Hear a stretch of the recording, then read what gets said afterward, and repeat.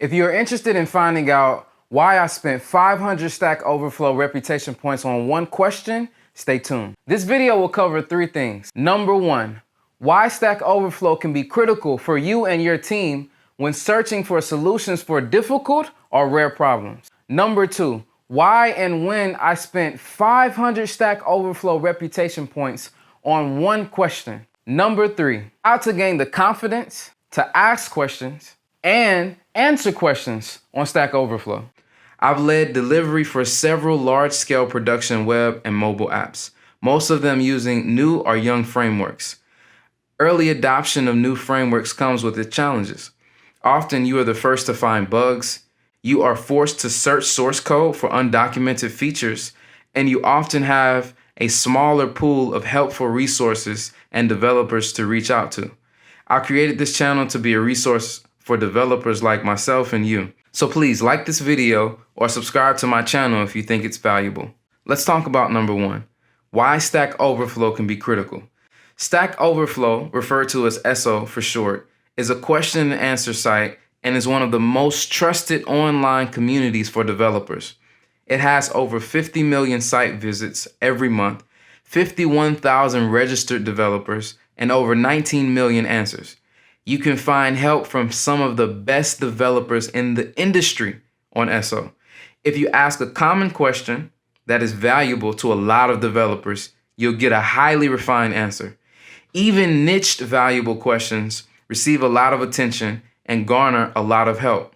Even better, sometimes when you have a question about a specific framework, the creator of the framework may answer the question him or herself, yielding you a high quality and highly accurate answer. On to number 2, why and when I spent 500 Stack Overflow points seeking an answer to one of the questions I posted. We were mid-sprint, I had a very tight deadline, and a very peculiar bug to fix. Now mind you, I'm not one of those developers that searches Google and then throws my hands up in the air.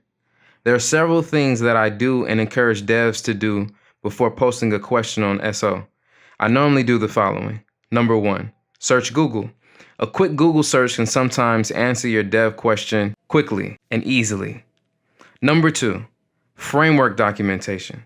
Oftentimes, documentation may clearly state an issue or present a solution. Number 3, breakpoints or stepping through the code.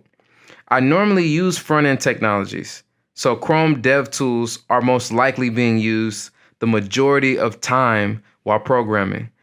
Mastery of Chrome DevTools, from its breakpoint functionality, DOM interaction, network tab, and performance utilities, have helped tremendously during development. Number 4, searching SO itself. Many answers can be found by searching SO directly, saving you time and helping you spot a high-quality answer. Number 5, consulting another teammate. Walk over and ask another dev or ping someone that you know. In this case, none of these worked. I was using the D3 library with Ionic and experienced an issue that I couldn't find a solution for. I implemented my normal debugging routine and ended up posting a question on Stack Overflow. It didn't gain much attention. I don't think it gained much traction because it was such a rare issue and would have caused someone to have done quite a bit of digging in order to help. So I offered 500 reputation points as a reward for help. This immediately helped my post gain a lot of attention. Someone came to the rescue. It turned out that the problem I was facing was caused by a bug in the framework, centered around single and multi-touch. It was an area that I hadn't dealt with in much detail, so it would have probably taken me weeks to become familiar enough with touch in order to figure out that it was a framework bug.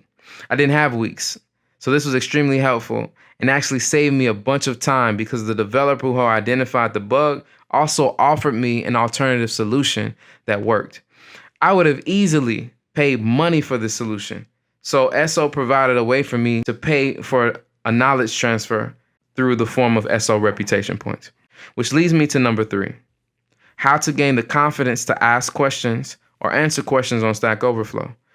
If you haven't used Stack Overflow, you may be surprised by something that happens to most of the developers that first join. If you used Stack Overflow before, it's probably happened to you or you've seen it happen to someone else. Your first question If not asked in the manner that follows the guidelines for asking questions or appears to be a homework question, it will be downvoted severely. This can seem daunting and sometimes discouraging. Now, at the time of this video, SO and its mods are currently working to create a culture that is more forgiving. But you know how devs are sometimes. Being critiqued may seem like a high form of entry, but trust me, it's worth it. So the best quick advice I can give is to look at the how do I ask a question section on the website. If you'd like me to, I can drop a video on how I ask my questions. Leave an ask in the comments and I'll make the video. This page was put together for good reason. It not only helps you optimize your question for best results, but I find that most of the time, if I go through what's necessary to ask a good question, I'll find the answer to my question while doing so. So read this section. Similarly, when it comes to answering questions, there is a how do I write a good answer section. So if you want to start answering questions, check this section out.